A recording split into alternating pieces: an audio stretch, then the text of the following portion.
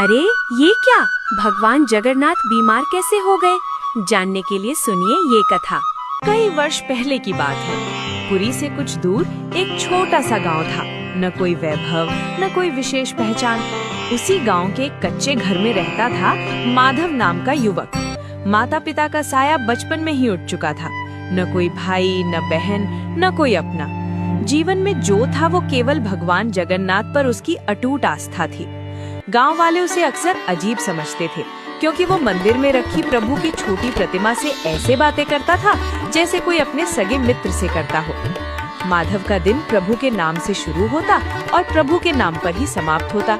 वो सुबह उठते ही स्नान करता, मंदिर जाता, प्रभु के सामने बैठकर उनसे अपने मन की हर बात कहता।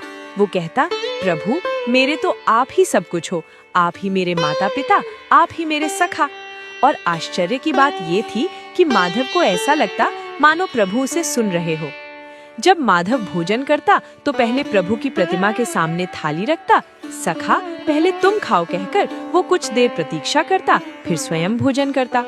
रात को सोते समय भी वो प्रतिमा को पास रखकर कहता, आज भी मेरे साथ ही सोना।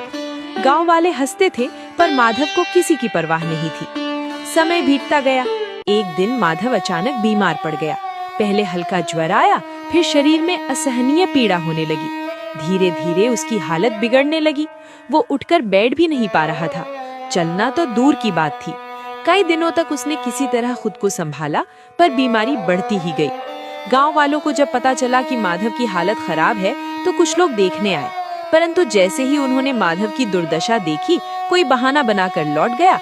कोई बोला हम क्या कर सकते हैं, तो कोई बोला इतना गंदा हो गया है, पास भी नहीं जाया जाता। जिस माधव को लोग पहले अजीब समझते थे, अब उससे दूरी बनाने लगे। माधव अकेला पड़ गया।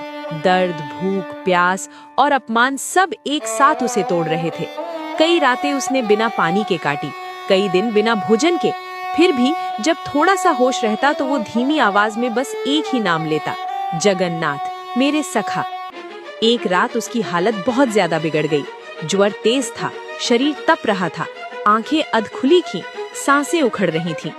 उस अंधेरी रात में जब गांव गहरी नींद में सो रहा था, माधव ने बुदबुदाते हुए कहा, प्रभु अगर इस जन्म में कोई मेरा है तो बस आप ही हो। अगर आ सकते हो तो आ जाओ।